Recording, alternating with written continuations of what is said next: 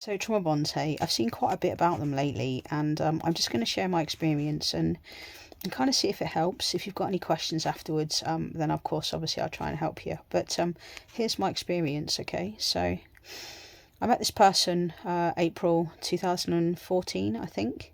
Anyway, she didn't live too far from me. She put a really cute picture, and she got her hooks into me really quickly. Now, I was with somebody at that time, but that didn't stop her. And she listened, and she preyed on my vulnerabilities, and she very quickly made me kind of depend on her. And I didn't realize at the time, but every time she texted me, I would be like, oh my god, she's texted me. And she made me feel like I was really lucky to be with her, because lots of girls chased her and lots of girls wanted her. And I suppose that's part of the hit, isn't it? You know, that in a sense it's kind of like, it just makes you go, wow, she chose me and she made me feel that way. You know, that I was lucky to spend time with her. I was lucky to be a friend. She always wore provocative clothes around me. She was always showing off her, her boobs or whatever. Anyway, she revealed all about her childhood to me. She was a person who lived in South Africa whose parents sold her to other people for sex from a very young age. So you can only begin to imagine the psychological trauma that she underwent. And she would tell her story without any musings. It was like a story, but back then I didn't know. Anyway, kind of like I fell for the whole, I was like vulnerable, I wanted to take care of her, I wanted to protect her. My relationship ended up breaking down December 2015. I know now it's because I found out my brother was getting married, and it meant that I would see my father. And even though I didn't know I'd been abused then, I suspected, didn't know and hadn't had it confirmed, I'm pretty sure that's what caused my body to start remembering and me to fall apart, and I went into freefall.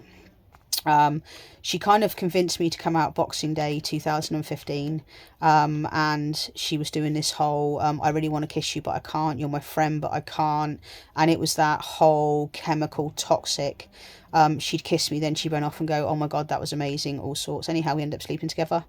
Then I don't know how it happened, but she became my submissive. And I'd always been interested in like that kind of world. And anyway, she saw that as a way to get her complete hooks into me. We started a DS relationship. I was her dominant, she was my submissive, and we formed a contract. We even got to the point of TPE, total power exchange. If anyone's in that world, you know what I mean by it. And what that is she signed over every single thing to me. So I would decide what she would wear, I would decide what she would eat, what she would drink that day. She would have to ask me if she could go to the loo. Literally, she couldn't do anything unless she asked me or unless I told her. She would kneel for me. She would sit in silence in hours for me, just looking at me in the eyes, because that was kind of like the whole chemical toxic sort of thing. But back then I was just like, oh my god, I'm really lucky to have this beautiful submissive. She pledged her life to me, etc. All that while that was going on, she was playing mind games with me. She was gaslighting my reality, telling me that I'd said things that I hadn't. She was moving stuff. She got me to spend huge amounts of money on her. I ended up buying stuff for her just willy-nilly. I ended up in quite a bit of debt with her, to be honest, if you want to know the truth. And then she was still seeing people because she's convinced me that we needed other people in the relationship to keep it spicy and keep it alive, and I don't know, she just messed with my head that much that she convinced me that that's what I wanted. Then she was just like, you're no good for me, you scare me, because something happened and I lost my temper because I've been drunk. And she was like, I can't be around you, but I want to be with you, but you scare me and you also make me feel safe. I'm petrified of you, but you're the safest thing I've got. And of course, that's so toxic and so chemical. At that time, she then started a relationship with somebody else, and then somebody else. And then every single time she left the relationship, she'd come back to me, she'd talk to me, and she'd just be like, I'm bound to you, my soul is tied to you. And she just completely manipulated me. And that went on for a very long time. I think it got to, I can't remember what year, but I think it probably was like 2017, something like that. She decided to leave Corby, didn't tell me because we hadn't been speaking for a good long while. I went round her house, tried to contact her and find her, and got told that she didn't want anything to do with me. She felt that I was incredibly dangerous towards her, and I was lucky that she didn't take further action. That really messed with my head massively, and it took me a long while to get over that. So anyway, we kind of went no contact. I think the universe saved me, if I'm honest, I really do. Then she started sniffing around in 2019. I'd met my true twin flame by then. And the only reason she was able to get hold of me, because I blocked her on everything, was because I'd been banned on Facebook and Instagram. at that time. And I'd started new profiles. She found me, she followed me, and of course I was like, oh, she must be thinking about me. I had been dreaming about her and I had been feeling her. And anyway, that's because we're chemically bonded, you know, through the trauma bond. And then she started just like liking photos, and she would just stalk my profile every now and then, you know. And then she sent me a friend request, and I was like, oh my god, you know, wow, she wants me back, she's realised. And Jesus, I can only begin to imagine what the state of my mind was. Anyway, then she put me for a reading, and I was like, no, do you know what, I'm going to do this. I don't need her. I'm going to show her how much I have healed, how much I don't want her. Well, big mistake. She put me for a reading, and it was 2.5 hours of pure manipulation. She told me at that time she realised that she was my twin flame. I told her that my twin flame lived in Peterborough, and that I knew that was my true twin flame. And she was like, no, she's your false twin flame. I promise you, I am your twin flame. She proper messed with my head. She was like, you know, I know what you're thinking. I know what you're feeling. I can feel you. I've been able to feel you all these years. It's always been you. And anyway, she convinced me that I needed to come back to Swindon to confront my parents about the sexual abuse, because I then knew that I'd been abused by my father.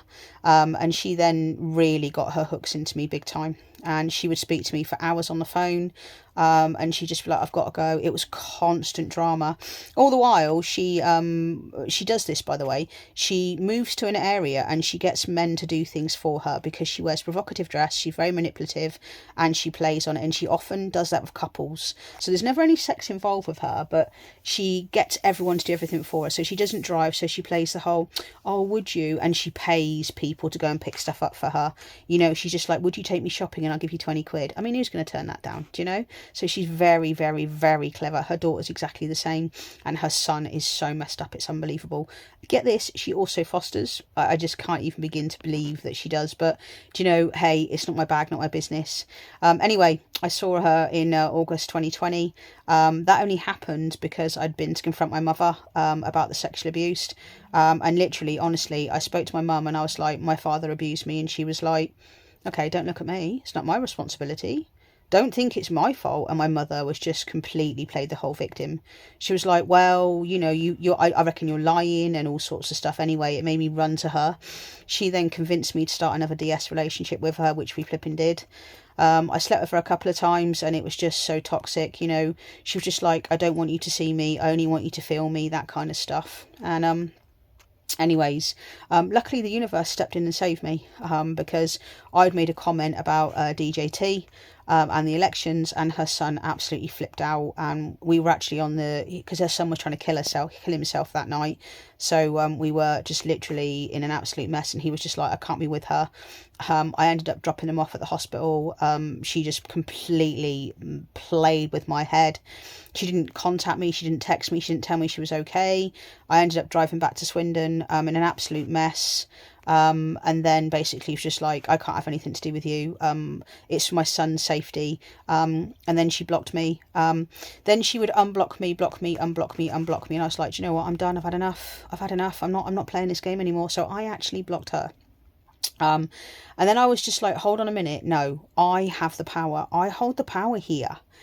And I don't need her to keep playing with my head or playing with my mind. No, I'm better than this.